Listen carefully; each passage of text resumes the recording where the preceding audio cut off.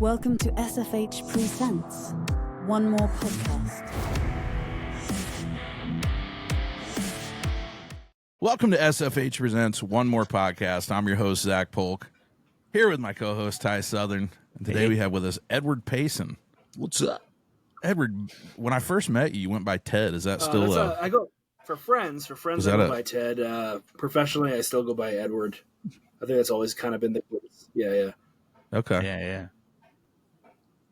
Yeah, unless somebody searches you like I did earlier just to have your IMDb up in case we needed it. And there's an Edward Payson from 1820 that was a congressional preacher. I think that's where my whole family comes from. I think it was like in Arizona. We started in Arizona.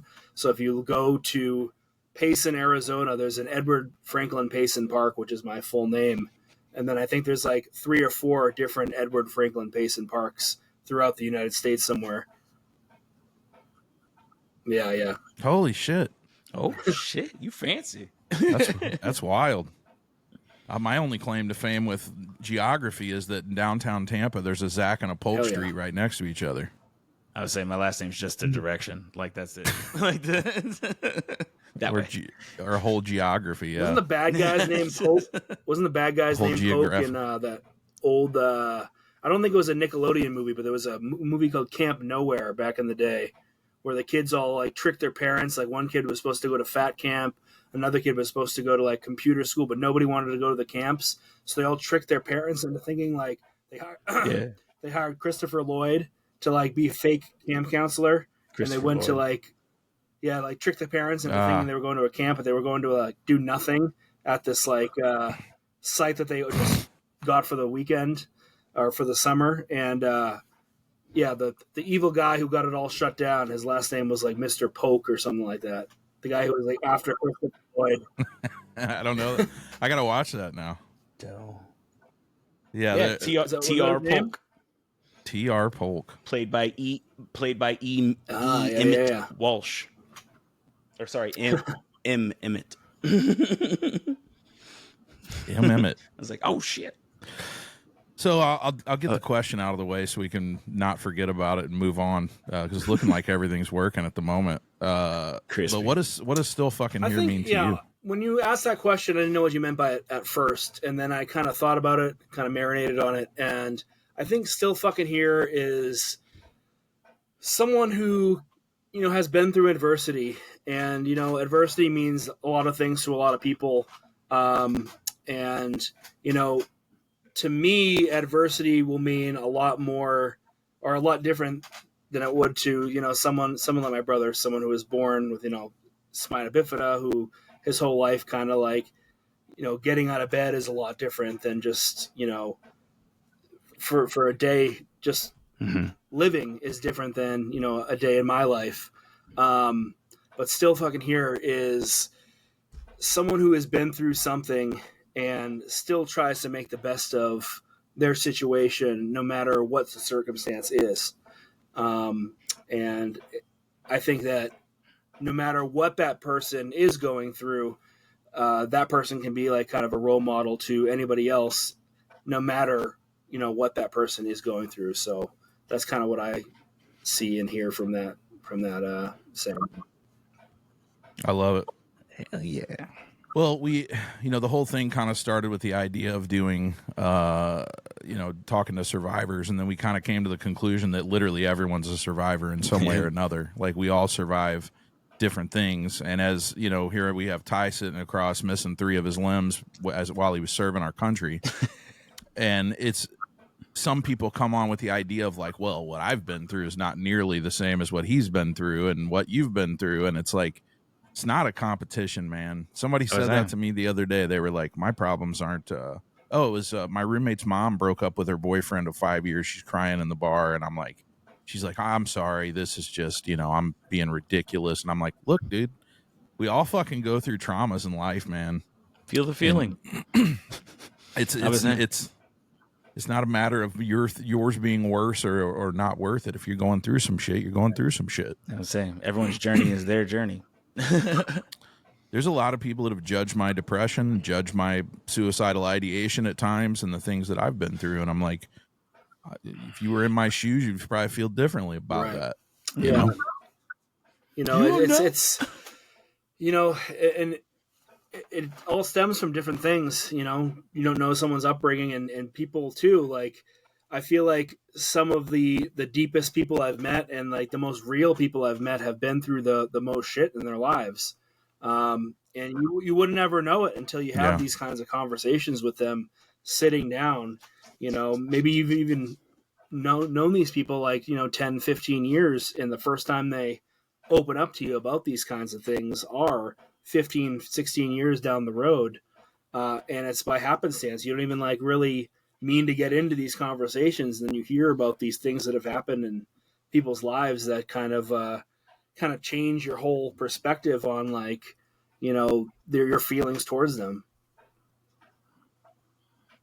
Mm-hmm. Yeah, I try to I try to consider those types of things. It's not always easy because people in general like kind of suck ass. You know what I'm saying? Like in public, whether it's being cut off on the highway or whatever, like people are a lot sometimes. I try to remember that. I go to a Rogan thing that he used to say, you used to be a baby. Like everybody used to be babies, that type of thing. And we're also like I've said this before, but like one person can die from eating a peanut, like we're all so different mentally on how we handle things, how we go through shit, how that adversity affects us. I meet people that go through horrific shit and they just seem to roll right through it. And I meet people that fall apart at the simplest thing. Like one's not right and one's not wrong, Mm-hmm. Yeah. So Edward, we met, I don't even know if you knew my backstory to what they changed it to Fury. Yeah. So I think they changed it back. Ronan Pierce. So I think it was called Crazed when it was sold in foreign markets, but when we met, it was called Fury: The Tales of Ronan Pierce. It was a movie we shot in Florida. Right. The brothers McCarthy was the group, the two brothers who I had worked on a movie that I wrote. Based off of a script that a friend of mine wrote called The Cohasset Snuff Film. And Kevin, one of the brothers, was the DP of that film. And he had asked me to produce this film, The Tales of Ronan Pierce, that his brother wrote. And I thought it was just going to be a quick, like, producing job. It ended up being like, I ended up directing, for like 12 of the 17 days. All this crazy stuff ended up happening. Brothers fighting on set, and you were there, you knew the story, but it was one of the craziest sets I've ever been on. One of the most stressful, to this day, one of the most stressful shoots I've ever been on. But yeah, it was a fun time for sure. Dude, my perspective. So I'm playing music for a living in St. Pete, and I just happened to I don't even know what I was looking for on Craigslist. And I see that there's like a casting call or whatever, and I hit them up and I just kind of said, hey, I'm a musician. I've never acted, but just kind of throwing it out there. And they're like, oh, cool, let's meet. And I was supposed to do shit with the music and stuff, but then Kevin really wanted it to be a certain genre, a certain style, whatever. And I wasn't really I didn't really know much about that. Anyway, my first meeting with them was me, was it Mike? I don't remember. So you had meetings with them, I think, or at least some of them before I was part of it, or you had met with one of them, or phone meetings or something before I was even part of the film, and then we had a meeting, the four of us, I think, like in some bar in St. Pete, and that was when the four of us met. Yeah. Okay. Well, yeah. When I sat down, it was the two brothers. And it was the Wade, was that his name? The guy who played the villain, which that was his first acting thing, and he did fucking great. His first feature, yeah. He'd been in I think he was in a short film that the brother was also in. Yeah. Okay. So I sit down with them at this. We were at a bar, also a little dive bar, and there's a couple of guys in suits that just got off work playing pool next to us and shit, and they're explaining stuff. And we're kind of going over what I could do, what they wanted me to do, etc. And they were already kind of in character, and I'm like, this is fucking surreal, dude. And at some point, over nothing, both Mike or whatever his name was, not Kevin, but the other brother, and Wade almost got in a fight, like stood up and went, chin to chin with the guys playing pool for some fucking weird reason. I guess it had something to do with the character. I have no fucking idea, dude, but the whole thing was so wild to start my relationship with these dudes. Break up a fight. Yeah, I was just like, what the fuck? And that was like the first of like on, 5 different fights that actually did happen, like on the actual set, and all kinds of stuff, all kinds of crazy, just things that like you couldn't get away with in today's like world on a set. Yeah. They actually ended up fist fighting like on one of the brothers' lawns. There'd be a video of it. Like, yeah. Yeah, there'd be a video of it on the internet before like, you know. I remember like the Patriots had just lost to the Giants for the first time in the Super Bowl, and one of the brothers like threw his own TV, and then went outside, like got mad at the other brother, and they were fist fighting on the lawn. And this was like 2 days before production was supposed to happen. Yeah. Never understood that attitude. Mess up your own shit because a sports team didn't sports team right. Yeah, they were wild. They were a wild group of dudes, and it was interesting for me because I'd never been on the set of anything, so I got to kind of see how some shit worked, and that was really fun. I also felt like it's like some of the acting, like I've never acted, and I still don't know. Like I didn't have any lines, so it's not like I know that I could act, but. And they kind of fucked me on my scene as well, where there was just some weird shit with like, they said, okay, we're going to like make the crowd swell. So after every time Wade like shouts out a line, I'm putting my arms in the air, like with the crowd yelling. Well, there's no fucking crowd yelling. So there's just me putting my fists in the air like an asshole. But I'm like seeing some of these dudes on set, even include, I don't remember his name, but the guy who played Leatherface, who did the boat scene. Just, I see why he didn't have a lot of speaking lines, is all I'm saying. He was not good, man. I'm like, I could do better than that. How do you call yourself an actor, dude? So that was interesting. That was an interesting perspective. I was saying Gal Gadot keeps getting work. Yeah. It's crazy. I mean, and I guess you just do, the guys, he was a big, massive man with sausage fingers and shit. So I'm assuming that's why he got the original gig. You know, why he was. Yeah. Sheer size, proportions, Michael Clark Duncan being Kingpin, that kind of thing. So you just moved to Atlanta from, you were living out in LA or somewhere I was near in LA? Burbank, so right in the heart of it, like literally Nickelodeon was at the end of my street. And then behind me was the Disney studio, and then like down the street was Warner Brothers. And I moved October 2023. We moved to Kennesaw, Georgia, which is like 40 minutes north of Atlanta. Because I had a daughter in 2022.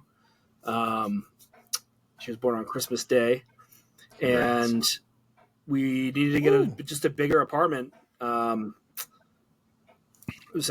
in 2022, she stayed with us, stayed in our bedroom for a year, and then like by the time she needed her own room, we looked into the prices and stuff. We already had a 2-bedroom apartment, and even to move into something comparable, because we had been in the same apartment for 10 years.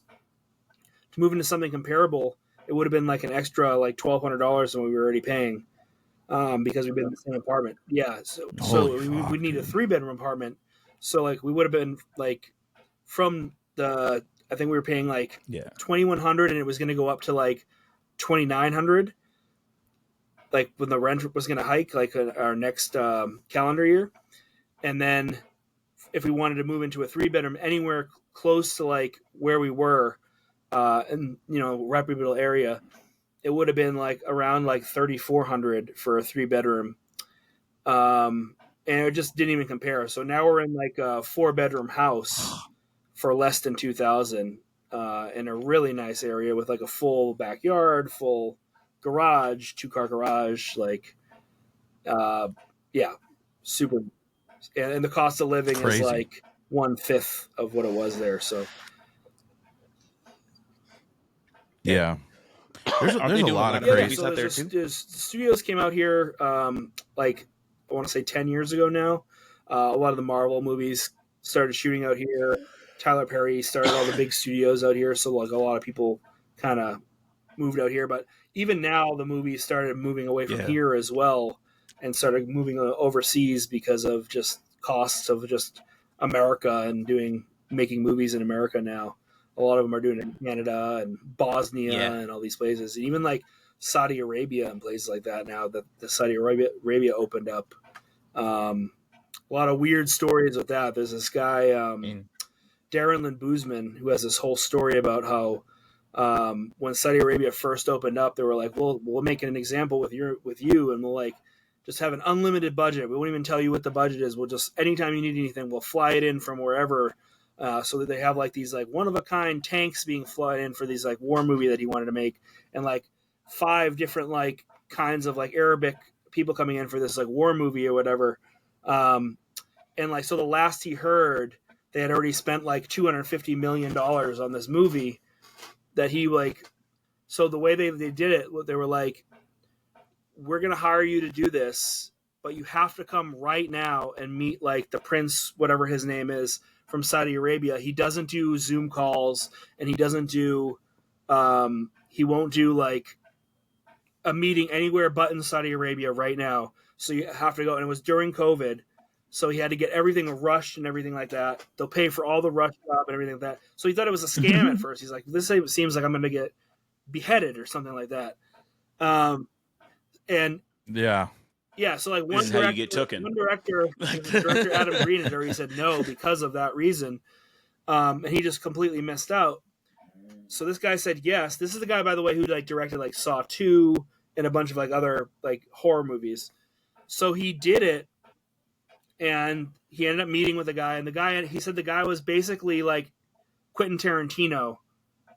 It was like so weird because like he walked by all like a compound of like just like, here's like 700 tanks and here's like all these military personnel, but then you walk into his compound and it's like you're walking into like Quentin Tarantino's house with like 100,000 movies and like all these like signed things from like your favorite actors, like American actors and stuff, and like wax figures of like Al Pacino and like all this stuff. And the guy just talked with him about movies for like 7 hours. But then here's where the story gets really fucked up. So not fucked up yet, but like, so for 7 months, they just like give him infinite money to make this movie. So this guy's in charge of the creative part, but the fucked up part is there's this whole other branch that like handles like the part of like getting shit done, not the creative part, like the business side of things, that this guy has no part of, because in Saudi Arabia they're all about like, we don't wait for things, we just get things done immediately. We have infinite money, so infinite money means we just get things immediately. We don't wait for red tape, things just need to get done. So they didn't like follow any of the rules of like SAG because they got like known actors and stuff. They didn't follow any of the rules of like, oh, well, this union has to have these things in place before this person can get be part of this or whatever. So he shoots this movie for 7 months, and he gets paid like handsomely to do this, the most he's ever gotten paid from any American movie ever. And he thinks it's going to be like his masterpiece because he shoots it, he looks at it, he's there every day, like with all these like amazing talent that he handpicked for the movie. But then like once he gets back to America, it's like crickets. He's just ghosted. He doesn't hear from anybody. And then all of a sudden, like 2 weeks after he gets back from America, he hears that they're going to screen a cut of the movie. Like they want him to come back to Saudi Arabia 2 weeks later. They tell him they're going to screen dailies of the movie. So he's like, okay, like I'm going to come back and screen dailies. He's like, I wasn't aware that you guys had a editor out there to screen dailies or whatever. He goes back to what they tell him is to screen dailies. And he goes and there's 250,000 people in an arena to screen an actual screening of the movie that he had no say over.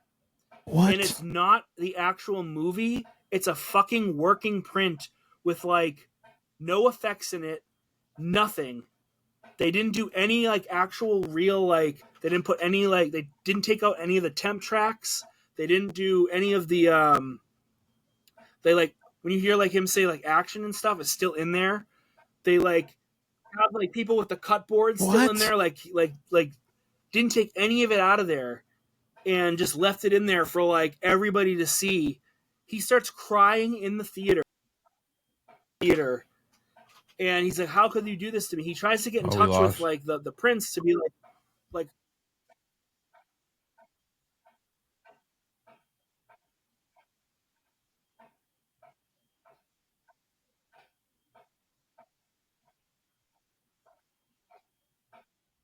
What the fuck?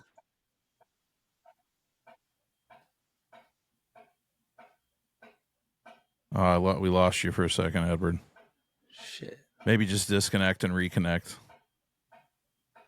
To this day, something. Holy like they're holding it hostage or something. That's crazy. That's crazy. Holy hell, man! I wish I had a bottle opener. Wow. Yeah. But that dude's still.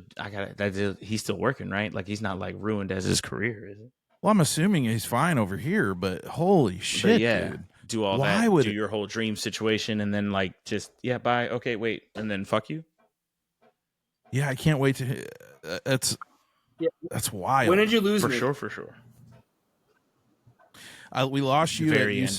said the prince, or they said don't ever contact the prince again, and then I think you were starting to say they're holding it hostage. I imagine. I finished the sentence that they're holding the final cut or whatever. Like never contact the prince again, or we'll kill you. And basically they were like he has nothing to do with this. And he like Darren thinks that they basically that like he doesn't even know that they fucked him over on this. Like he just thinks that like that basically everything is like hunky dory and like they're just finishing the movie and stuff because he has so many projects that he's working on. Like he just thinks that the prince was never told that he was totally fucked on this. And so now he was like, oh, well, this can't happen in America because we have all these unions and stuff. So he's like working with all the unions, and all of a sudden, somehow, a cut ends up in New York City, and it ends up in literally being like four-walled in all these theaters in New York City, like just paid out of pocket from he somehow was not able to get it out of these theaters, and it's the same friggin' cut. Wow. Yeah, and he wasn't able to get it out of there because it was all paid to all these like theaters and stuff. Damn, I mean, even if you make your money, I mean, I'm assuming you still got paid for it. Like before he even left Saudi Arabia, but I mean, that's great. I mean, you got paid, but like if you're building your masterpiece and this is your passion and this is your career, like you're thinking you're launching yourself to new fucking heights with shit. And the thing is too, like a lot of people who watched the movie in Saudi Arabia hated it too because what they were going to do is they had all these actors that were from different places in like not just Saudi Arabia, but like in different places that spoke different dialects of Arabic. So they had to have someone come in that was a dialect coach and like fix the audio in post. And they never did that. So like they have people that are like clearly from different regions speaking like to each other in like four different kinds of like dialects of Arabic, and it just doesn't make any sense. And like all the people in Saudi Arabia like clearly picked up on that. I was gonna say, it'd be like a scene taking place in some New York City restaurant, and then you got like Boston accent, country accent, like something Midwest, and we never address anyone talking differently than each other in New York. But the story goes they're all of the same bloodline and freaking have had the exact same upbringing. Right. Okay. Brothers. What a fucking nightmare, man. What a lift you up and slam you down hard situation. And I think he's only told that story on like one podcast that I listened to too. Like it's not like a widely spread story, and like all these different like sports events and stuff are now going to Saudi Arabia and dealing with the same prince like to like do these huge events and stuff. Yeah, and like people don't know like the dark side. I would the dark say, let me side of chop like it up. dealing with all this money. Like they've done like crazy stuff. Like they built like a theme park, it was like either 6 or 10 times the size of Disneyland in like 3 months. Yeah, What? yeah, It's probably safe. Yeah. I mean, imagine every code would be just. I think a lot of the problems in this country that we have are problems that we're just too fucking comfortable. And I think these situations where people look out at the rest of the world and they're like, I mean, a lot of good places like America. You don't realize how fucking much we have it together and how solid of a fucking country this is till you go somewhere else and you realize the shit that happens. You know, like even when the guy I used to play music with went and got, he wanted his eyes to be blue. So he went to India. They flew him out. They paid for him to come out there. And they cut a fucking slit in his eye and laid a lens on his eye. And I'm like, you went and got that done in India, dude? And he ended up having tons of problems with it and had to have it removed and shit like that. And I'm like, nah, brother, I'm not going to India for any surgery. You're gonna play with something as important as your eyesight. Like, get contacts, stupid. Like they make contacts that are colors. It's for the color of your eye. Yeah, they make contacts just seems so much more practical.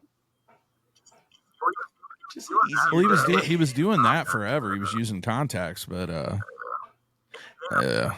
And again, I'm never thinking these contacts are so itchy. Wouldn't it be grand if someone carved out my cornea and cut out my iris and replaced it with a blue one? That'd be better. Isn't it like in Turkey too? People are all going to Turkey to have their like hairline replaced with like. That's where people are getting the hair replacement surgeries because it's like 10 times. I'm good on that, dude. I'm so okay.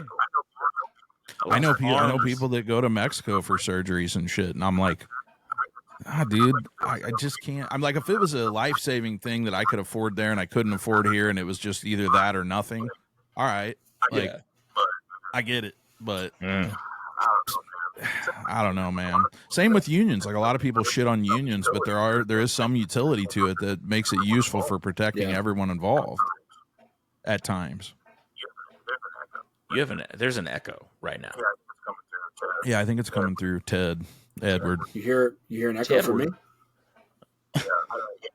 Yeah. I don't. Yeah, both of us were hearing us. Yeah, and I have echo cancellation on everything. I don't know why it's happening. And it just started happening from you guys. Okay. It's mostly when we talk. It sounds like it's gone. Oh, sweet. Yeah, it's gone. Cool. Mic check. 1, 2. Sorry. I wanted to try to catch that before we kept going. Go ahead. So what got you into this field? What made you want to be a director? Just honestly, there's a few different things. So my dad always was into movies growing up, and that got me into movies. And I think I saw horror movies way too young. My dad was a gunsmith, and my earliest memory of horror movies was he was making bullets in the basement. And I watched Night of the Living Dead on like a 2x5 little tiny black and white TV with my brother. And I just remember like to the left of us was like just an open door into open darkness in the basement.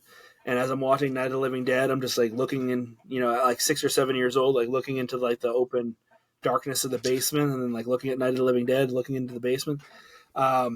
He would show me like all the classics and stuff, like all the movies that like were like you'd see like in the Cineplex and stuff like that. And then I had a babysitter around like 13 or 14. I would say no, that's a little too old. I would say like probably around the same age actually, probably around like 7 to 10 years old. This babysitter, I remember her name. Her name was Patricia Bodwell, and she was like 55-year-old lady, but she loved Beavis and Butthead and she loved horror movies. And she'd come over and she'd always bring like a box of VHS tapes because her daughter owned a mom and pop video store. and she'd bring all like the previously viewed tapes, and she'd bring all like the promo tapes that they'd like play to see if like the she'd get to keep like all the tapes that like that would be sent to our daughter's store to see if they wanted to buy like a bunch of copies for the store to then like rent out. And these were like the reject tapes. Usually it was all like the really like low budget, like horror films that like you probably wouldn't hear of unless you really, really liked horror films. So this is where I like would learn about like the Jack Frosts and like the Rumpelstiltskin, the movies that like nobody had heard of unless you really, like I said, loved horror films. So that's how I got into like the schlock horror type of stuff. And I just knew like after watching these films for a very, very long time at a young age is like, I really want to start doing this stuff. And then when I got to high school is when I found out that you could actually start doing this stuff.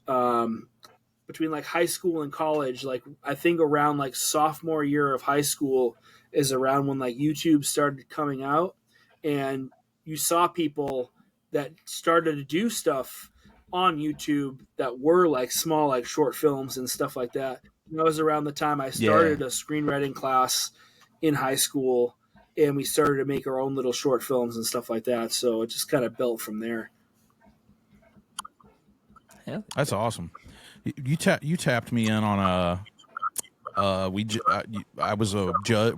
I'm one of several people, I assume, that helped judge some competition for like short films or whatever way back in the day. That was pretty dope. Yeah, I mean, I guess I always had a fascination with movies and horror in particular. But I'm a little older, so I grew up in the era of the fucking, like, as far as I never went like deep into the the fucking B-sides that were phenomenal. In fact, now I kind of rely on you for that shit over the last 10 years. It's like when you post some shit about a movie being good, I'm like, I'm gonna watch that in the next day or two. B-sides right here. Actually. Or you'll. I just got one in the mail that was. He said that was discontinued for a long time. Where is it? Where the hell did I put it? 1 second. I do not know. Well, here's one. Here's one. Not a horror film. You want us to come? This is very hard to find. I just found that at Goodwill the other day. I recognize No the Escape. picture. It's like they're put on an island. They also made a Sega Genesis game. The Sega Genesis game was actually more widely played and known than the actual movie itself, which is very strange. It got like renamed outside the United States. It got renamed to something else. I forget what the name was. Where the hell did I put this movie? Anyway, the movie is called. Oh, here it is. Not to be confused with Trick or Treat, but this is Trick or Treat. Oh, and it's this weird 80s film that just got its like first release from the 80s, and this is like its first release. I believe it didn't get released on VHS or anything.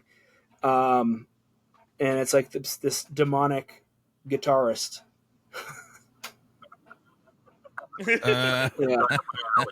Right up my alley, dude. Yeah, why weren't you tapped for that one? Yeah, why didn't they call me to do a terrible job of raising my hands? Rock and roll will never die in this 1980s cult favorite that stars Mark Price from Family Ties as Eddie Weinberg, a teenage outcast who idolizes Sammy Kerr, a heavy metal superstar. After Sammy dies a violent death, his spirit returns to help Eddie get even with his high school tormentors. Wow, sounds like a coming of age tale. Can you find? Is that out on like streaming? No, I believe this is the only place you can get it. Is not that one? Is Blu-ray or 4K Blu-ray?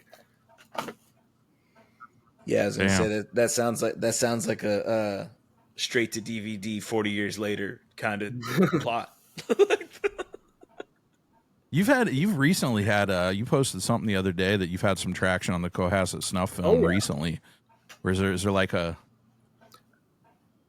I guess the way that I understood it in the short time is there's like a group of people that kind of go pick up on shit like that and review it and talk about it online and shit. So here's the thing. So yeah, my movie Cohasset Snuff Film. So in 2012, I made this movie, this found footage film about a kid in high school who he basically plots out and carries out the murders of 3 classmates, uploads it to the internet, and then it's a found footage film. But in 2012, when we made it, found footage films hadn't really like found their legging like they did, or they didn't really have like the streaming like they did now. You know, there was only a few streamers. There was like Amazon, you know, Prime was a thing, but it wasn't as big of a streamer as it is now. There wasn't all these like little niche dedicated just to like one specific thing that people might go and watch. So Found TV is this niche found footage streamer that just is for found footage films. And since we've been on this found footage channel, Found TV, our film has just like found like a new life. And I've been interviewed because of that, like for the first time in over a decade. We've seen like all this uptick in like little videos that people have made, like little video reviews saying the movie's like a hidden gem and stuff, like something like it hasn't been called since the early, 2012, 13s. And not only just that, so badass. The traditional way to do distribution even back then was, let's fuck the little guy. That's kind of like what it always was. And even to this day, like kind of traditional distribution is made just to like fuck the little guy. It's made so you just don't make a dime ever. And that's kind of what happened is we went with a really crappy distributor by the name of R Squared. And what they do is, it's just like many, many others, is you sign on with them after they like promise you all this stuff. And in theory, all the things in the contract sound great if they held up their end of the bargain. But what they do is right before you're about to make money, they always are, we have to spend money on this, this, and this. So you just always feel like you're going to get into the black, and then you always are back in the red because they have to spend money on DVDs, or, we have to relicense this for this region, and now we have to spend another $1,000 here, another $1,000 there.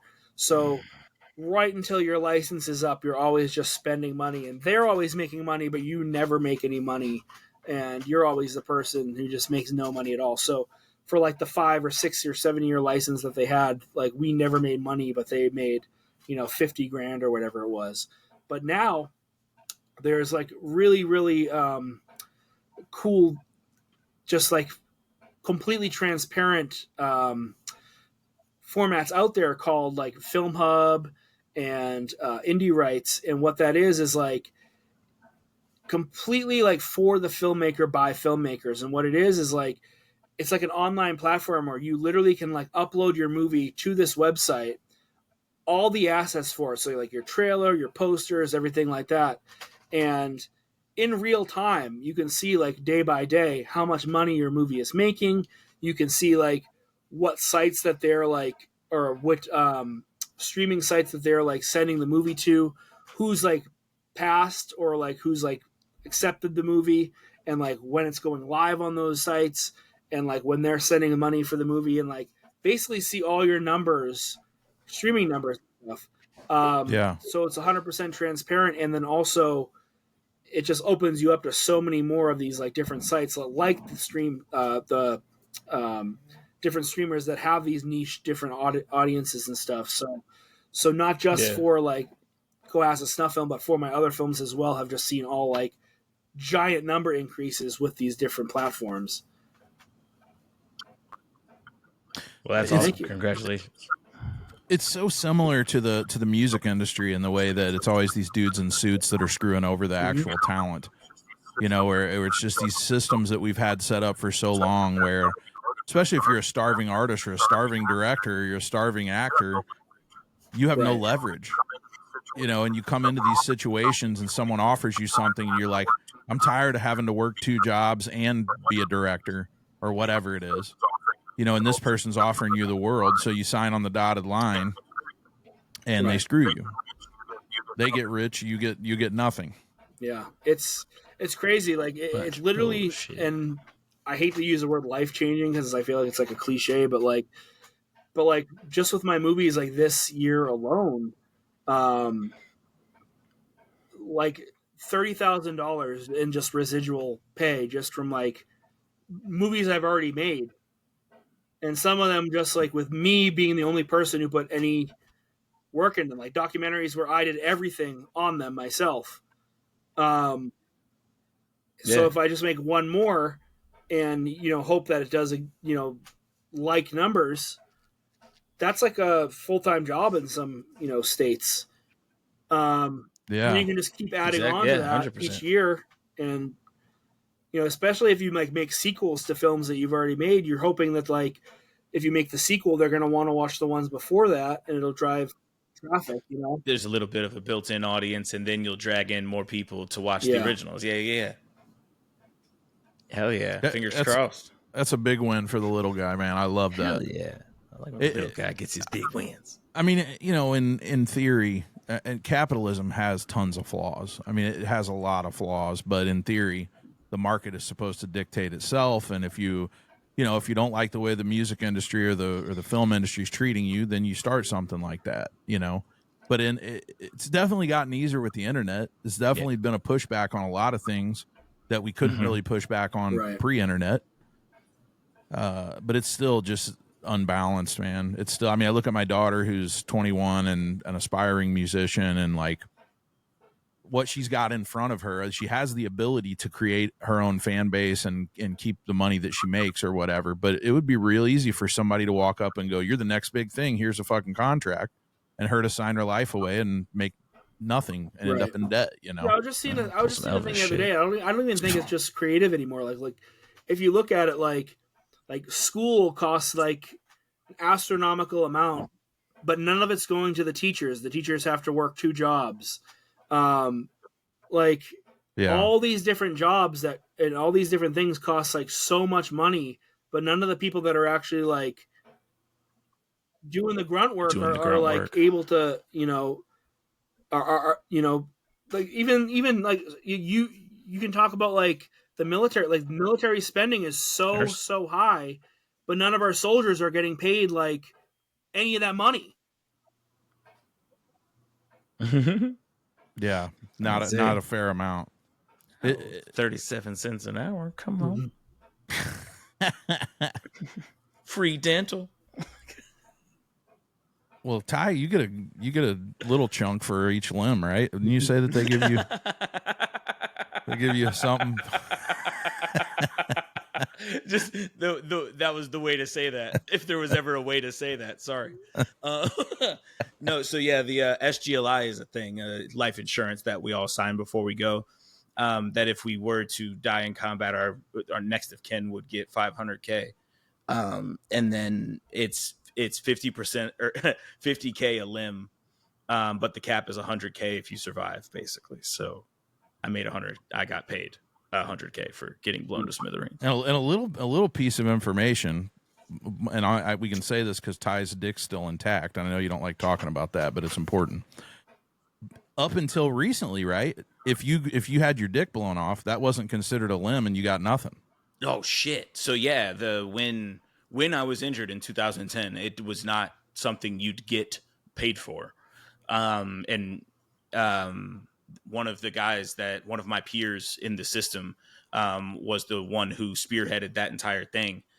Because if something happened and you just lost your cash and prizes, you weren't getting paid out for that. But now, because of whatever got billed out or whatever rule got put in place, I don't remember what the thing's called, but officially the genital injuries are considered a limb now.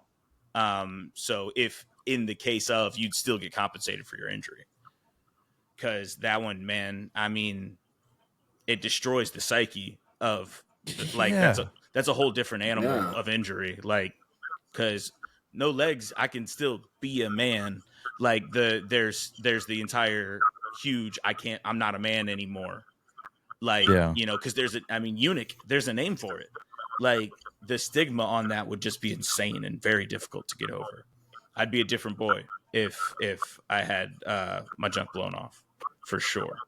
Or it would have taken longer to be this guy. But yeah, I'm sure you eventually would have got all right with it, but yeah, I'd have bounced back somehow. yeah, I'd rather what lose other my things I limbs like. than my dick. I don't even use my dick. I mean, it's not important, but I like it so much. I still like it. I was like, mine's it's so good. Like, I like it. We have such a nice relationship. So you had another movie, Our Friend John, which was kind of describe that movie. That one did pretty well for you, right? I mean, not financially, but yeah, that was like a festival movie. It was probably my best award movie for sure. Yeah. So that That's movie, what I that movie, very, very close to my family. My brother's best friend John had passed away from complications from sickle cell anemia, right after he was living with my brother and my mother. And my brother and his friends, John's friends, decided to finish the film that John was writing in his memory. And none of them, they all have disabilities themselves, and they all had never worked on a film before. And they decided to kind of trial by fire, learn how to make a film and finish his film in his memory. And we decided to make that documentary of them finishing the film and then making the film. We did really well. We won a bunch of festivals around the country. We did some festivals outside of the country. Really, really cool experience. Yeah, that's awesome.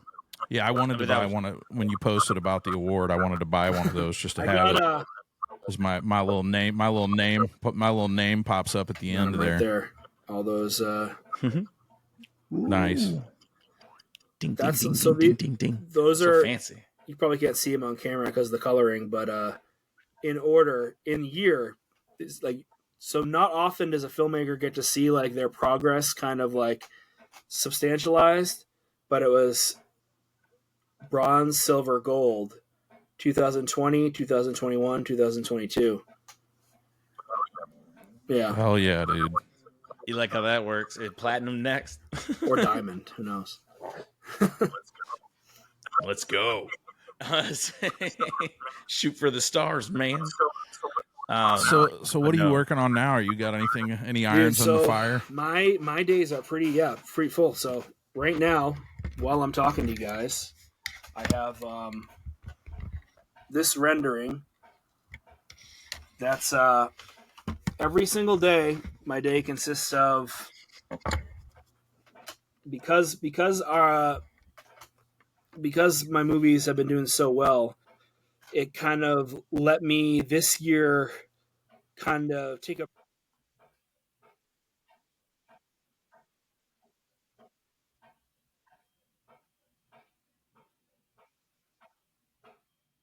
I think you're good on our end. No, we did lose him. I would say he made it come true. He did. He willed it into the world. Jinxed it like a motherfucker. Dude, what you never see is when somebody gets cut out sometimes, they're still recording on their end. So when I get the final product, we're like, oh, they're gone. But they're in the background going, wait, what the fuck? This thing's not working. This is bullshit. Which I end up cutting, obviously, but it's fucking funny. I'm laughing at how when he goes, I can see how crooked my camera is. So. Like, oh, We crap, got you, but no audio. No audio. One sec. You got me? Damn technology. Hello? Oh, wait, Heard maybe. it. It said recording. Yeah, It said we- recording stop. Yeah. So Check. you got me? Okay. What was the last thing you heard? Yep, you're good now. Good. Says you're recording. Reading you, Lima Charlie. What? I said reading you, Lima Charlie. Sorry. What was the last thing? You were saying your Yeah, day, so right now my your day consists of because what you're currently working. yeah, so I Not don't have having to do do as many commercials anymore because of how well the movie residuals were doing. So we kind of made the decision that it actually is in our best interest for me to just work on the movies more and kind of like take a step back from doing as many commercials, because I was doing like 3 to 5 commercials a month, and on top of that, just being super stressful dealing with like dickhead clients all the time. Like I would say like 1 out of 5 of those commercial clients a month would be like complete nightmare to work with, because Go ahead. Sorry. I was going to say workload. What does an average commercial take with just labor? I've been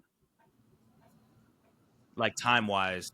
How long would it take you from beginning to end on the project? Just labor, not dealing with dickheads. Because I've done so many. I'm like at like 390 commercials now, like overall, and this is like everything from like writing the commercials out to hiring all the actors to shooting them, editing them. And I've been doing them now for like over 13 or 14 years.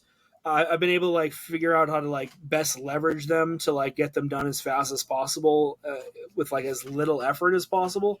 So like the way I've been able to do that is like a lot of times I will hire the same actors and do like three different commercials at the same time in the same location, but not have 3 different clients know that. But like use 3 of the same actors and only hire and only pay the actor for like one time for the 3 commercials in the same day. So also work. Not spend as much money. So pay them a day rate for 3 commercials. So it's kind of like, I would say, a budget type of thing, you know, quantity, and basically, no, and I mean that's genius.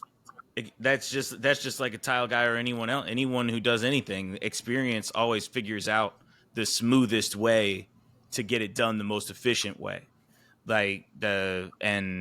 I mean, hell, after doing it that long. Yeah, and sometimes, a lot of times I would have to do like lifestyle commercials, like people going on vacation or something like that. And I would have like I had a friend in LA who was like known as like the buff guy. So like I would have like the same thing that I would shoot like one time of him like going hiking or something like that. So like I would shoot him with like the product, and then I would have the same footage with him hiking like in like 10 different commercials throughout like 3 years or something like that. So I wouldn't have to shoot him hiking like 7. Because they don't always need to be holding whatever it is. So, That's what stock footage is for, isn't it? So that kind of thing. So basically now when I would do commercials, what it would be like me having like 1 day of shooting and then like 2 or 3 days of editing, and that would be a commercial. But usually like 2 days of editing at most.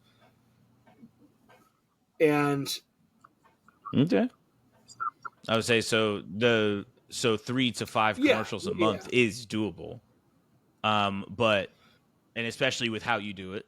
But dealing with dickheads, God, that the burnout I say dickheads, and that's literally all you're doing. Most of the time, I mean, like, you finish the commercial and then all of a sudden the person's on vacation when it's time to be paid, and you have to wait like 2 weeks for them to give you a note that could have been like a phone call or like a 30 seconds of their time, and now you have to wait another 2 weeks.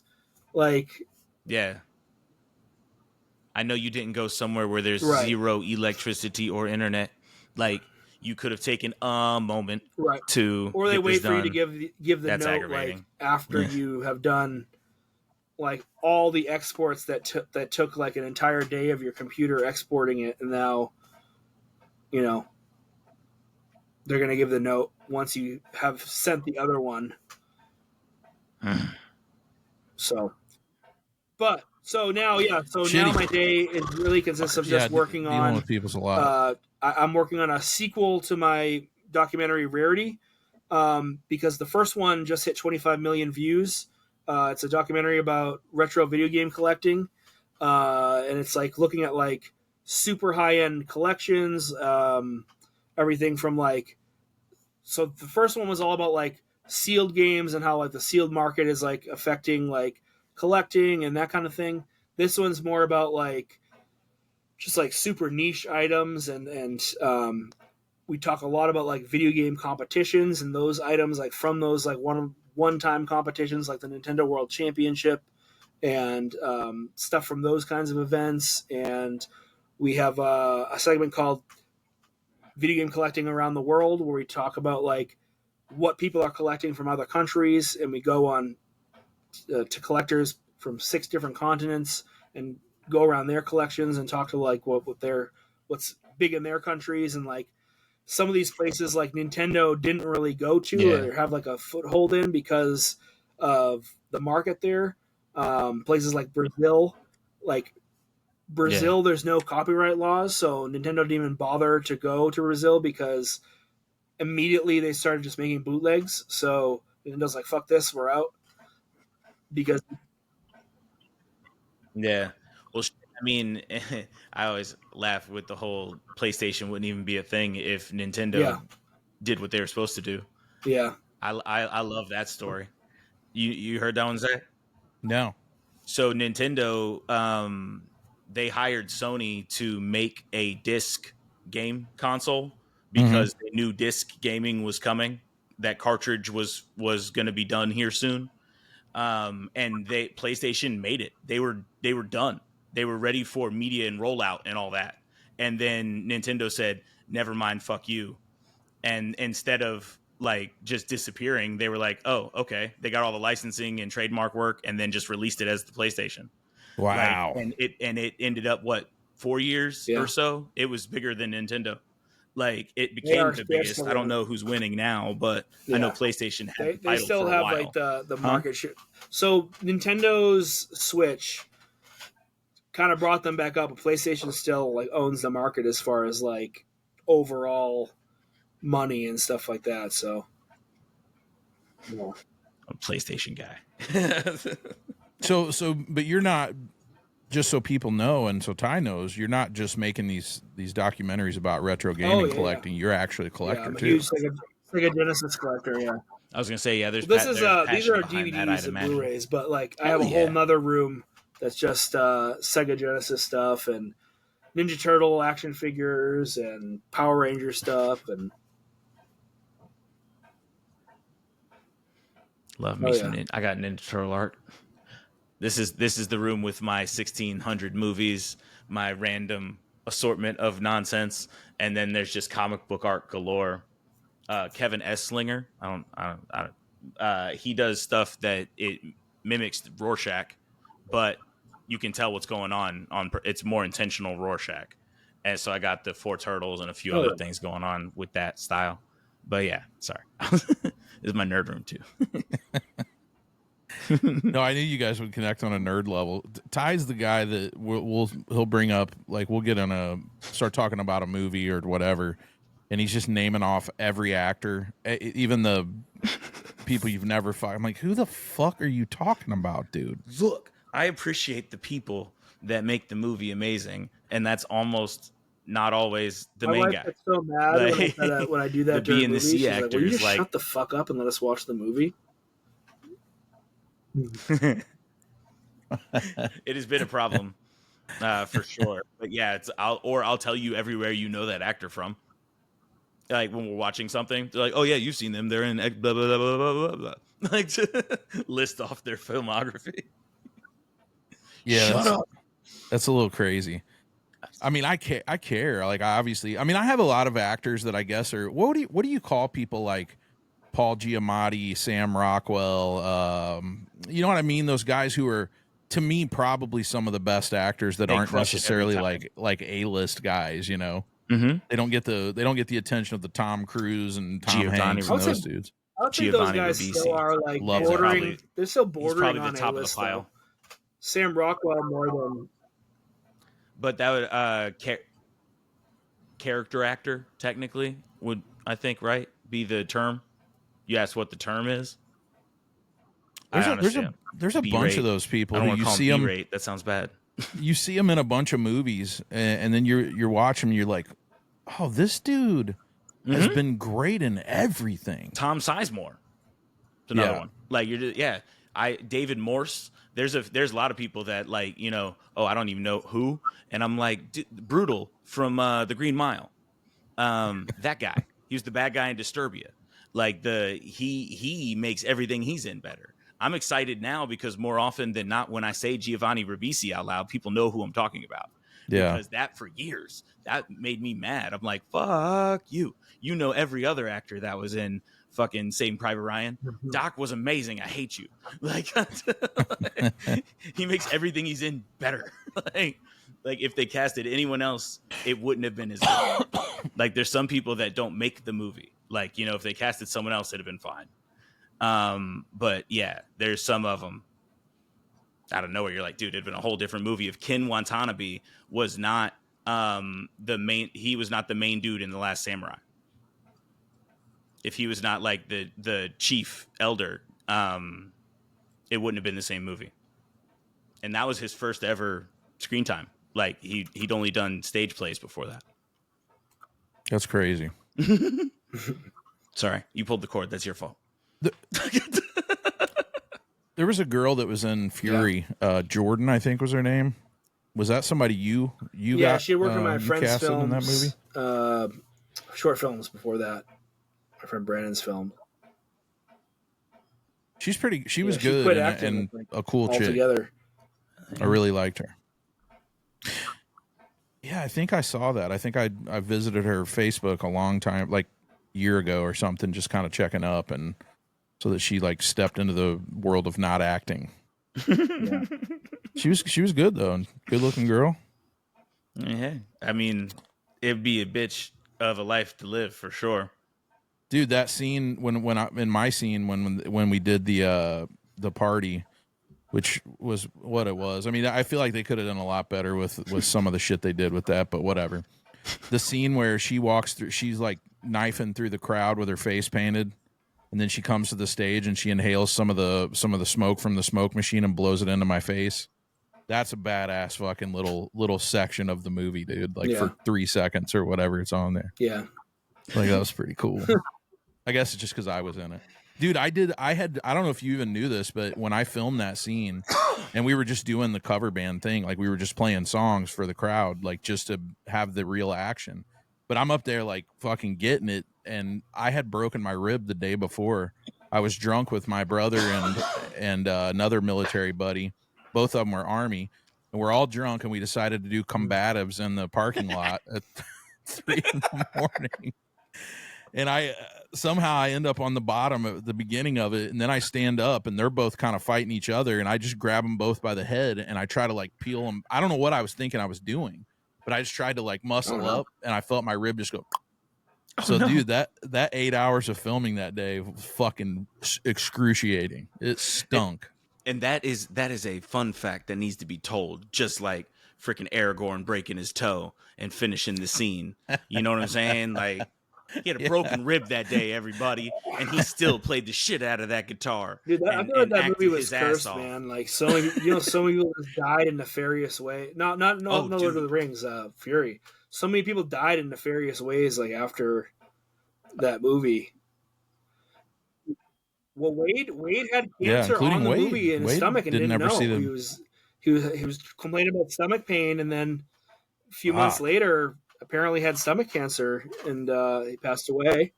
And then dude, Brad died recently. That had nothing to do with it, but Brad died recently. Brad Potts. Yeah, he did. He was the main like guy with a mustache, big muscular guy, kind of the main cop guy who wasn't Mike, the other guy. Oh, yeah. Yep. Yeah, silver-haired dude. Yeah, I know exactly who you're talking about. Damn. Son of a I see posts from Keith every once in a while. Or he's doing music, like playing guitar or something, you know, like It was a good time, man. It was interesting. I've watched the movie a couple of times, and I've had, people are like, I'll watch it. They're like, I'll watch it. I'm like, I don't know if you should. I watched the that trailer. One dude was stabbed I might check it out 27 times in Honduras or something. The sound guy. Which dude? In real life. In real life, not in the movie, like in real D3D. Fuck. No, he died. Like, did he survive? He didn't survive, right? It's hard to survive 27 stab wounds, but you did pretty good. I've met someone who's been shot about that many times who survived. it's possible. Like, so I didn't want to be like, well, that, he did. Like, Well, I mean, you're kind of living proof of it, dude. well, because I mean, I can't remember his rank right now. Day, he's a Navy SEAL. Yeah, he took like a 20-ish rounds and survived, and like goes around and does talks. God damn. I'm like, gee, yeah, he got shot a lot. Like, bro, you're a Navy SEAL. You're supposed to. They train y'all how to something, right? Cover and concealment. Yeah, they don't turn him into fucking Neo from the Matrix in training. No, they turned him into Swiss cheese, and then he survived like a dick.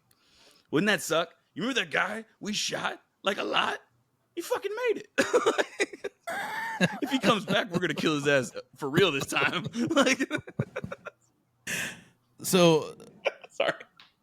When you're a director and you're involved, and I mean, I know this from a music perspective, but it's really hard to like nail this down. But do you have a favorite movie? Do you have a top 3 movies? You guys or do you not even fuck with top 3 probably Letterboxd or no?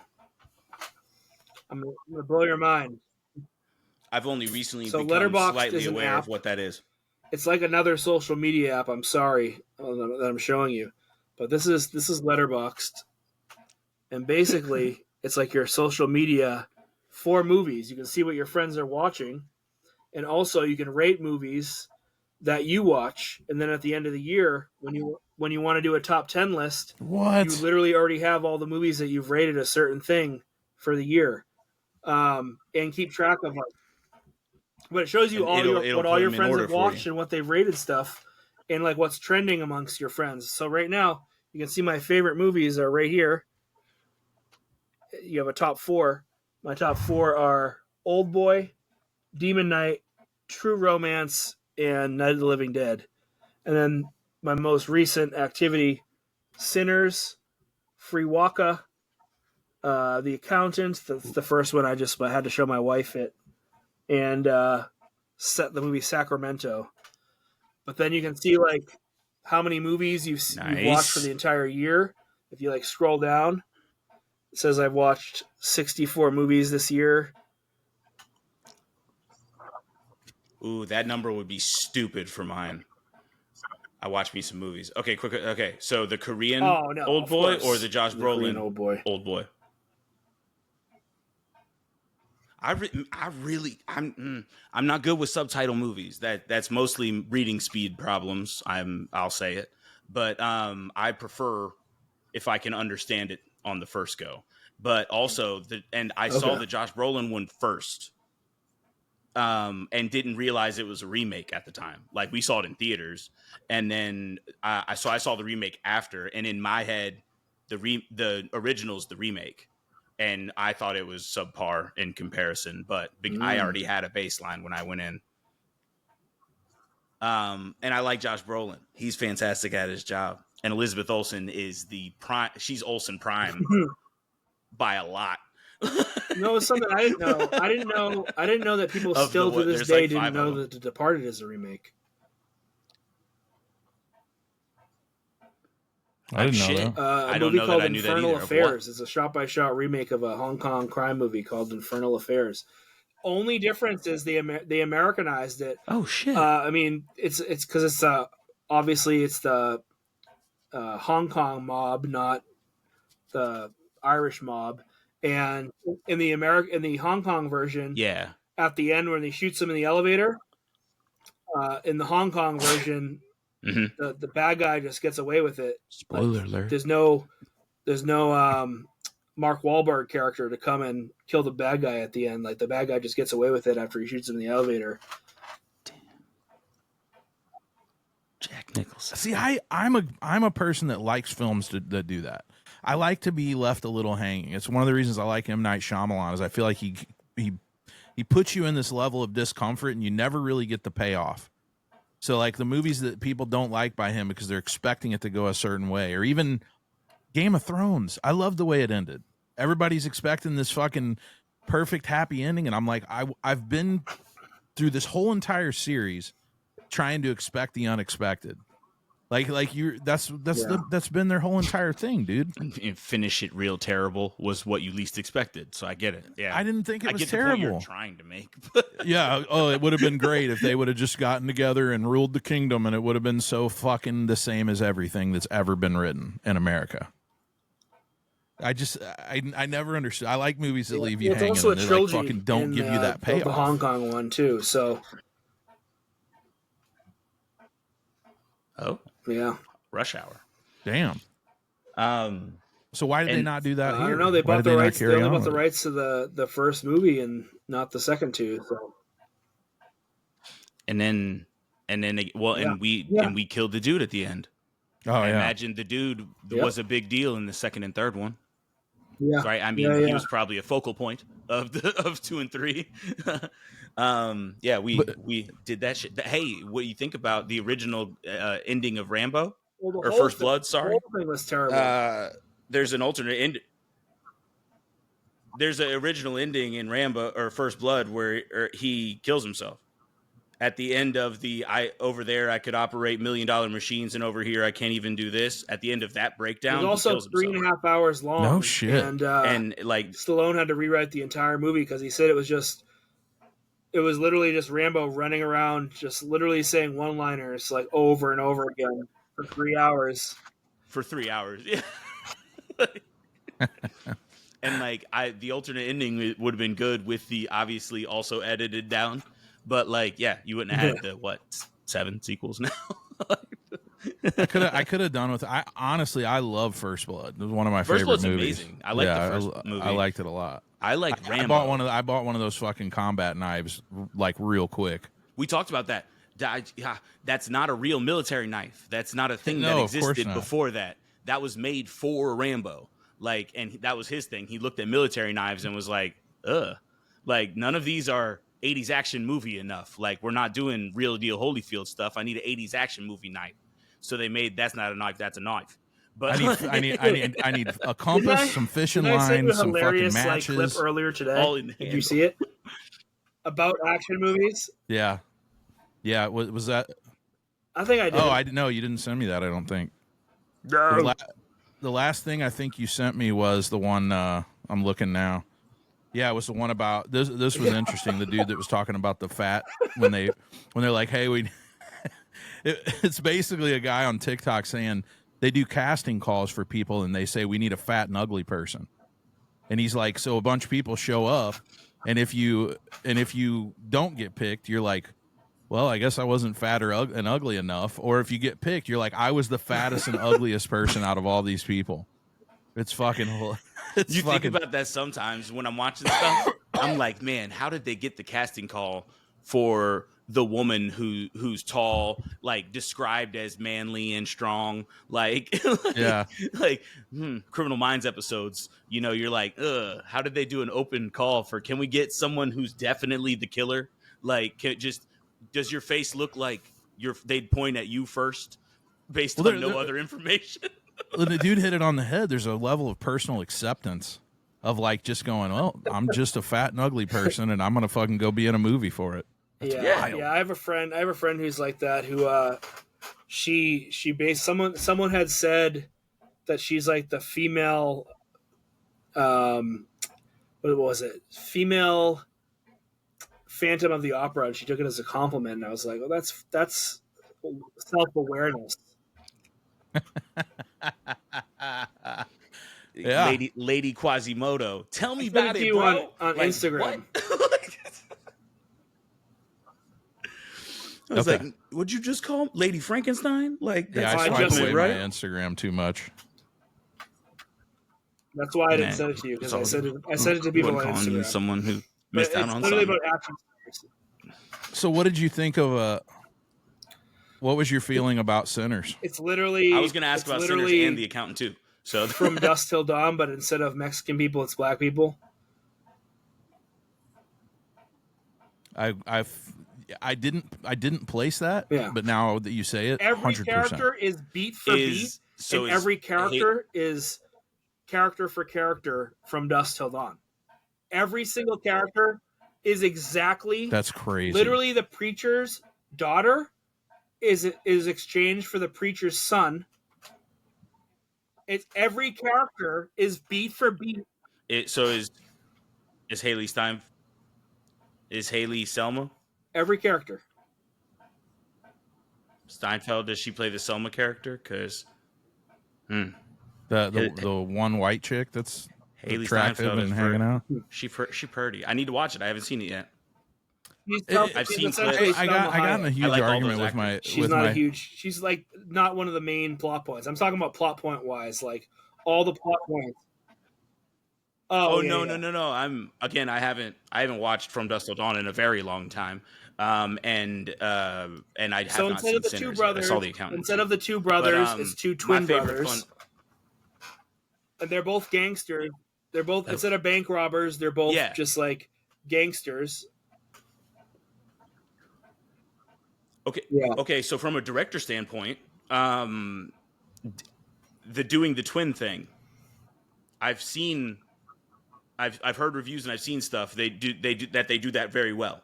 Do you concur that they do the twin thing with one actor really well? Yeah, like from a mechanical and that standpoint, how everything was shot and done. Like they crushed it. It wasn't all wonky. We like to hear that. my son was over. He comes over Monday through Friday, and I homeschool him, and we watch a movie together and shit. And he was pushing for me to watch that, and he's like, "Dude, it's got 99% on Rotten Tomatoes or whatever, And I'm like, that doesn't mean much.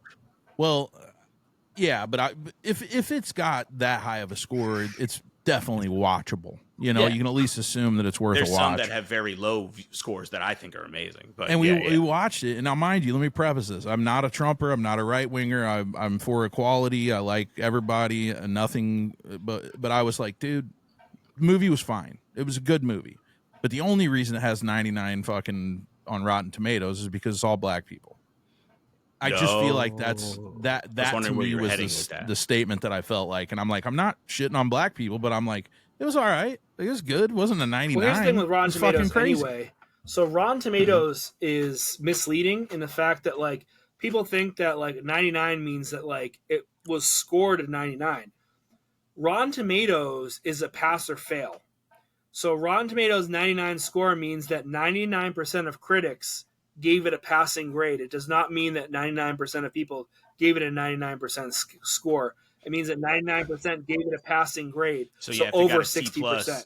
So 99% of people could have gave it a 61. Oh, so okay. I actually kind of dig that because, again, his taste being, I hope the end pisses me off. I hope this movie gives me blue balls. Like, most people hate that. So, like, he would give a passing grade to something that I likely wouldn't because of just how horny I am for a good climax to this fucking movie. Like, so I actually like that better. That makes way more sense. Yeah, I didn't know that either. That's interesting. It's funny because I don't trust Rotten Tomato scores on principle because so many that I love. Yeah, you got to look at if you actually want to see. But like, you have to look at the meta score of IMDb.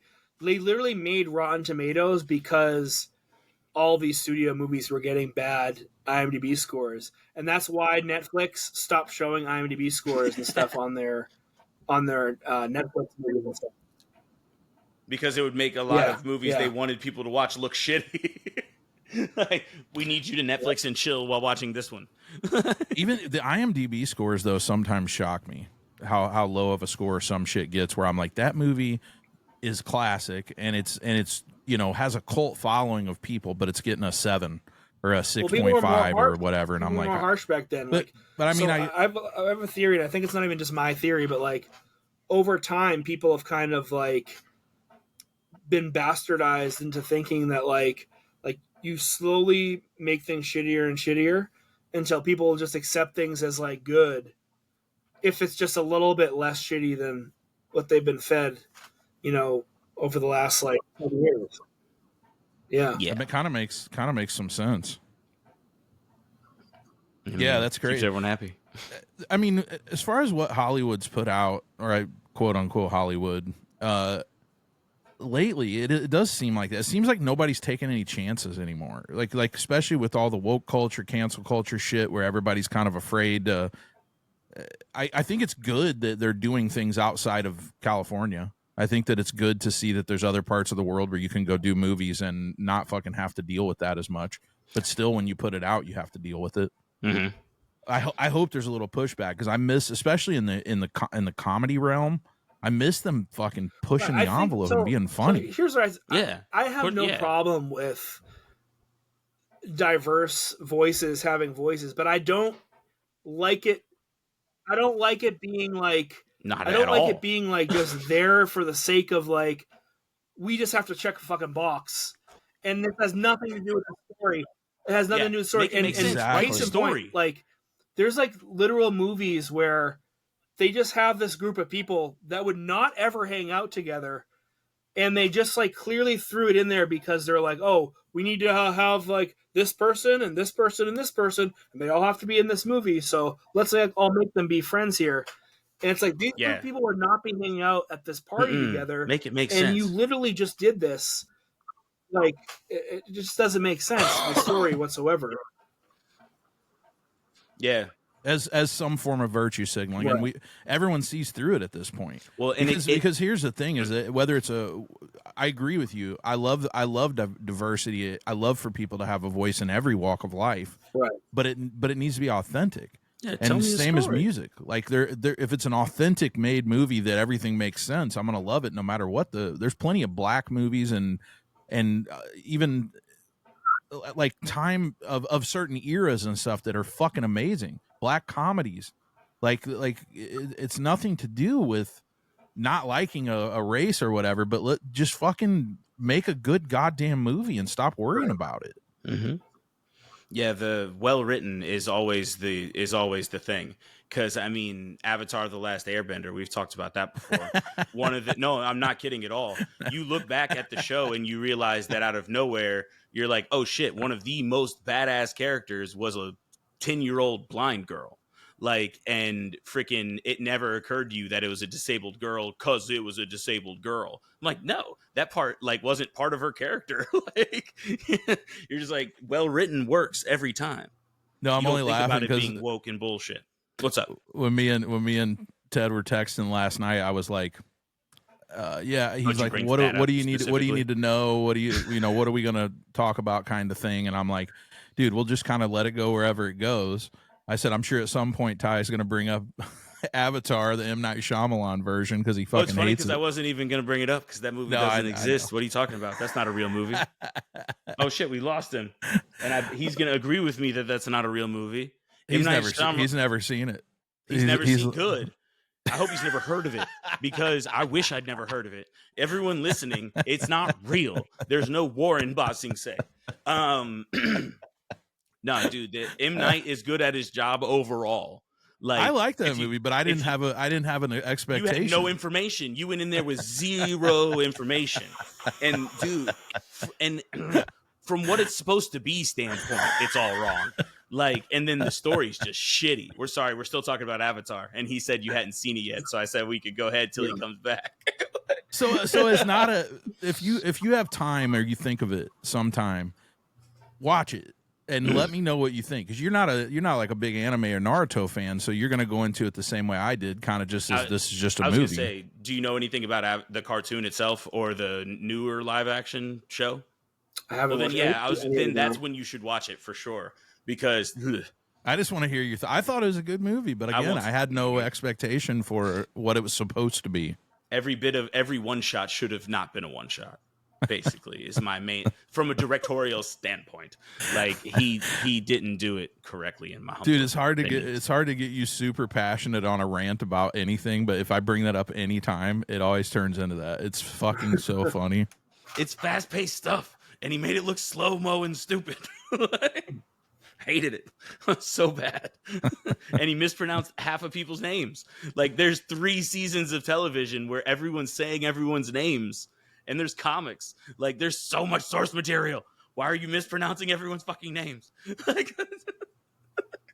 So ridiculous, dude. 2 of the main characters. They wouldn't say their names right. So you're working on the sequel. Didn't you did a documentary also about like bands back in the day, didn't you? Yeah. Yeah, I did a movie called Unsigned in 2011 about bands in LA trying to make it over the course of a year. 3 separate rock bands, all with like different stories. One of the guys was homeless. We didn't even know until 2 months into actually shooting it that he was homeless, living in his car and in their rehearsal space, and booking the shows through his cell phone. And yeah, all just different walks of life. One guy had like made it, and then like made it, so to speak, and then like had a family, and then like his wife kind of didn't want to deal with kind of like the road shows and all that kind of stuff anymore. So it was kind of like family or, you know, this life, and make a decision type of thing. Yeah. And then the third band was kind of like, I don't know, I don't really want to like shit on them, but they were kind of like we like this life, but we're not really about like the music. We're more about like the looks and the feel of this life, and that's more important than like you know the work. So be a rock star instead of doing. You ever thought about revisiting that or doing something like that again? Maybe.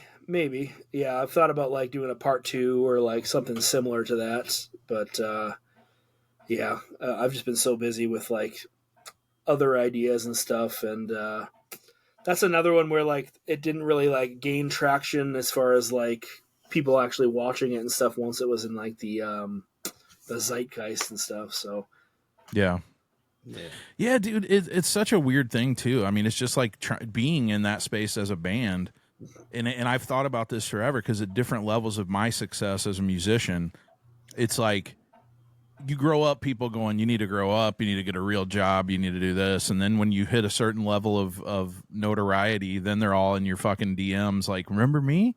And it's like, so once you hit a certain level of fame, then everybody fucking wants to know you or listen to you or talk about you or whatever. So when you're probably making a movie about those bands who are on the upswing, it's hard for people to give a shit. But if one of those bands broke, everyone would watch that fucking movie. Right. That's crazy. We work in weird industries, man. I feel like with AI affecting so much and how much it's going to affect, that it's going to affect you more uniquely than it will, you know, musicians, simply because live events are going to be a big thing. You know, at some point people are going to like go, I don't know what's real when I look at my phone screen anymore, because it's getting further and further away from like deep fakes and shit are so fucking good now. Right. And how has that affected you? I mean, as far as AI, do you use AI much for what AI, you do? man. I do too. I think that AI is the future, and I know there's a lot of like rhetoric and like people like hating on it and stuff, and I think a lot of those people are misinformed. And I know that there is a lot of like, you know, there's a lot of people that are using it for bad, and a lot of like potential for it to be used by studios and stuff for bad. But like as a tool, it's just been like, especially for this new documentary, it's been like incredible. Especially sound AI, like 11 Labs. I love 11 Labs. Dude, I've had audio that's been just like completely shit. Like just like we've had like mics just like break in the middle of like interviews, and like you just hear like, you know, it'll like fall down or something like that, and it just wasn't noticed because there's a lot of background noise and stuff like that. Like we're shooting like in the middle of like a convention, and so you hear the background noise even if you have headphones on and stuff, so you don't really notice that like the mic fell or something like that. And we're able to literally, I'll send you the samples and stuff after, you're able to literally like completely fix it based on like the perfect audio, go in, clone the audio, and then like fix it with a voice earlier in the interview to where you would never even know that it was fucked at all different. Like you can literally take your audio from this and then clone your voice and then have this, you know, put out in 7 different languages in your own voice. And then with another AI, match your lips to that and have it not be noticeable that it's any kind of like AI. It's crazy. And they've done that with like movies. They did that with what the hell is that movie called? The movie where they're stuck on the radio tower. It was made by the people who yeah. What the fuck is it called? I just literally saw it on the screen. Yeah, the two girls. Yeah. I know what you're talking about. I can't think of it either. Yeah, it's the one where the same people made that 40 Leagues Under or whatever. 30 meters down. 47 meters down. 47 meters down. Yeah, the same people made that movie. Yeah, Which I like also, that one. that movie. This is a better stupid than tidbit, Shallows. but that movie came out as another movie first for like 2 weeks, and then was taken out of theaters, and then renamed and brought back into theaters as 47 meters down. That's interesting. Yeah, weird, right? Yeah. Yeah. So, that movie came. So that movie, they were shooting it, and they were like 3 weeks into shooting, and then the producers were like called and were like, oh, by the way, we're gonna go for the PG-13 rating now when it was supposed to be rated R. The whole script was like laced with like F-bombs, F that. So they had to like go in and somehow change it.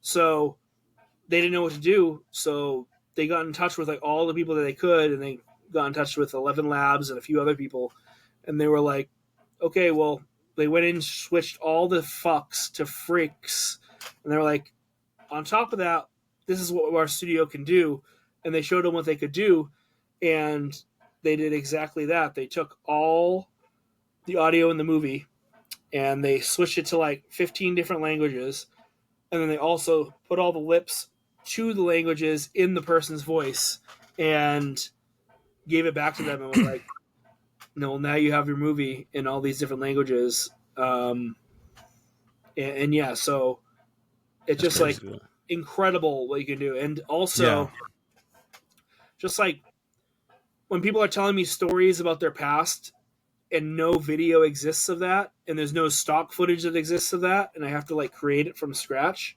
Mm-hmm. Like I've been actually able to do that now with like how good the like video is of these things. Or I can take a picture and bring that person's picture to life from their past of like a party, a birthday party of them blowing out candles with their family or something like that.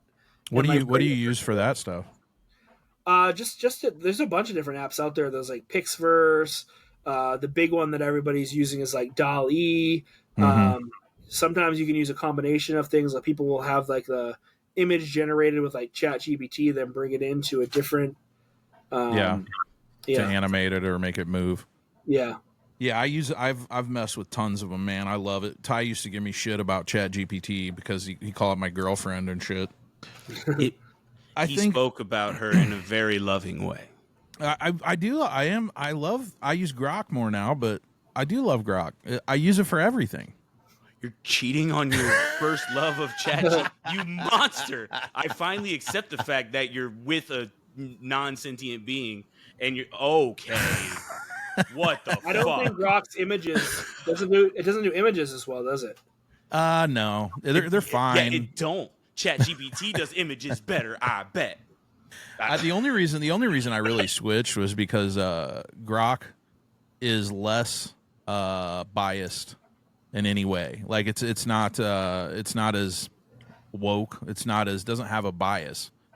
You know, that has been the problem with some of them. Was it Google's? What's Google's called? I can't even remember. Gemini or whatever. Or when it first came out, it was generating images, and if you would ask it to make like our founding fathers, they would make them all black. They would make, you know, if you said show me a picture of a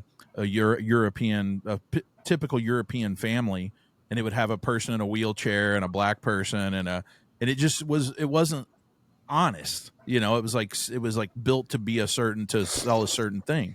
Yeah, kids' books. Yeah, the one thing I will say, so ChatGPT has things set up with images that is very annoying. It makes no sense. Like, you can't generate a picture of a child in a home setting in any situation. Weird. In a home. Like, a guy literally is telling me memories about him. The story is he's telling me a memory about how he got into the Sega Genesis, and the reason why he got, or the Sega Master System, the reason he got into it and the reason why he started getting into Sega was because he was not a popular kid growing up, and his parents like could sense that, obviously, but wanted to like kind of help him with that. So they were going to throw him like a big bash for his 3rd grade birthday. And even though one kid agreed to come to the birthday, they got in touch with the parents and all that kind of stuff, and like set it up to the nines, like spent all this money to like have streamers and like a huge cake and, you know, all these like party games and stuff for one kid to come to this kid's birthday. Damn. After all these kids said no, the kid fucking no showed after his parents said yes and everything. No showed. So the kid just played. It was the day that he got the Sega Master System. He just like cried his eyes out playing the Sega Master System. And like, it was after his dad came up to his room, was like, "Son, I'm very proud of you. You know, your friend didn't show up, but you like held it together." And he only held it together till his dad left the room, then bawled his eyes out, and then the rest of the night played Sega Master System. So I'm just trying to generate those kind of images. It wouldn't let me have the kid in his room playing Sega Master System. What the It fuck? literally would not allow me to create realistic images of a kid in a house at all. I had to do like literally like pixel images like a video game. Like it wouldn't allow me to create real images of like a kid playing video games in his house. I wonder why. Across the board, it was like, oh, it's just across the board cannot create any images that are realistic of children because there's too much like potential for abuse if the kids look real.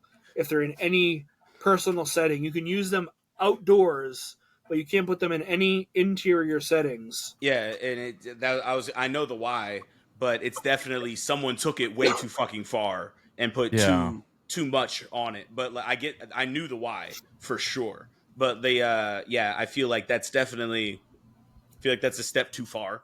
But like, you can do it every other app. You can't create super realistic situations like that happened every other app you can. Every other one. That's weird. Yeah, that's going to be an interesting thing to see how that all develops, because I just want, it's not even that I have an ideology that I want to support, it's that I want to support no ideologies. I just want things to be across the board as free as humanly possible. The thing is I pay for it too, and I literally paid for like the premium one because I'm doing a documentary. And I even asked ChatGPT, I was like, well, is there a way that I could get like a pass or a license or like a human person to like look over my content because I'm like filmmaker? I was like, is there some sort of waiver? Yeah, there's no way to do it.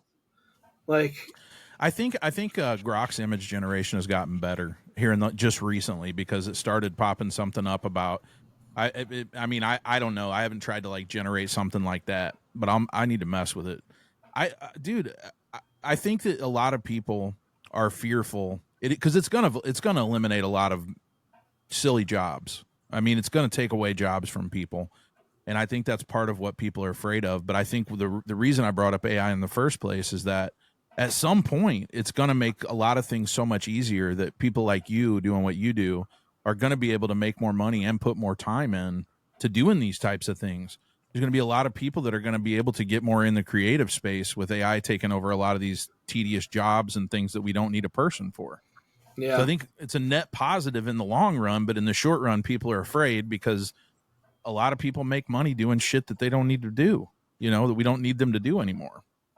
Dude, I got to send you this video about how just AI. Have you heard of alpha schools? No. So alpha schools are this new thing that are just taking over. There's this new like kind of school where AI has replaced teachers altogether. Holy shit. And where it has, the students are 650% smarter than anywhere else in the country. Because the AI can give 100% to that particular student every single day. Their lesson is just for that student. And they only teach for 2 hours. And then the whole rest of the day is just life skills and all things that have to do with real life shit. Oh my God, that sounds brilliant. Yeah. So all these kids that are in 4th grade are reading at like 8th grade levels. They're doing math at like 8th grade levels. They're in the top 2% of the country in all these alpha schools, and they're being taught by machines. Where the fuck is this? Well, essentially, they're being taught by people that we've fed all of this information of everyone's knowledge and wisdom into one little thing where it can put it all together and optimize the way that it teaches your kid what everyone knows. It's such a useful thing that people, again, they just resist it, and I understand why. And there's fears. We watch Terminator, like obviously everybody's afraid. On Instagram as well. All right. It's kind of long, but yeah, I'll watch it when we get off. That's interesting to me because I'm homeschooling my kid. And I'm trying to kind of incorporate things. Like I'm definitely using ChatGPT and Grok to like help make his lesson plans, and like it's useful for everything, dude. You can make your grocery list, anything. My friend literally his diet literally, like, so he took his what is it, like DNA and whatever, his DNA that you like spit in the thing and send in. Yeah. He plugged whatever that is in all of his information into ChatGPT, and it told him what to eat and when. And he's lost like 50 pounds in like 3 months. That's crazy. Based on what ChatGPT told him what to eat and when, like what kind of exercises to do based on his like fucking genome. That's nuts, dude. Yeah. And I mean, not only could most people not afford to pay someone that could do that for them, but even that person doesn't have as much knowledge as ChatGPT does. Right. We're crazy times with all that shit. Fuck. Well, boys, we've went long past the hour marker. This is the longest episode we've done in a long time. Fuck, dude, and I feel like we didn't scratch the surface with so much shit. We'll have to have you back on in 6 months or so and part 2 bullshit again. Find out how far along you are in your new movie. Hell yeah. But thanks for everybody for tuning in. SFH got anything going on? No. I mean, well, the October 17th event, we're still looking for sponsors and things, which can be found on all of the socials. We are SFH on all the socials. We have an event this weekend, but by the time this airs, and me and Lance are just speaking at the thing this weekend for Greg, a friend of ours who always helps us with everything. Shit, I don't even know if Ted knows about SFH. SFH is an apparel company Tyler's part owner of. It's partially veteran owned, and it stands for Still Fucking Here. It's why we asked the question. Because I'm what's left of a veteran. I'm a partial piece of a veteran. We wanted to be the 1.5 Men podcast, but it was already taken. Ruined everything. But yeah, we 50% of our proceeds always go to charity and helping anyone in any fight specifically, because we are not specifically for veterans. So yeah, we are sfh.com. We sell clothes, but we also that 50% goes to charities that help cancer, abuse, addiction survivors, anyone in any fight. We don't want anyone to think no one gets it or no one cares. Yeah, there's a lot of people that have kind of like tried to pigeonhole you guys and the podcast into being veteran only. And that's definitely not the case. Yeah, we're here to support everyone. So anyway, thank you. I appreciate you coming on, man. I've had you in the back of my mind to bring you on for a while, but for one thing, we wanted to get through some time and feel like we were a little more polished with everything. And I don't know that it is, but I feel like more confident about the episodes I've put out in the last 6 months than I did in the first, year. Mm-hmm. I felt like we've learned some shit. Yeah, it was great. Anyway, thank you guys for tuning in. We're glad you are all still fucking here.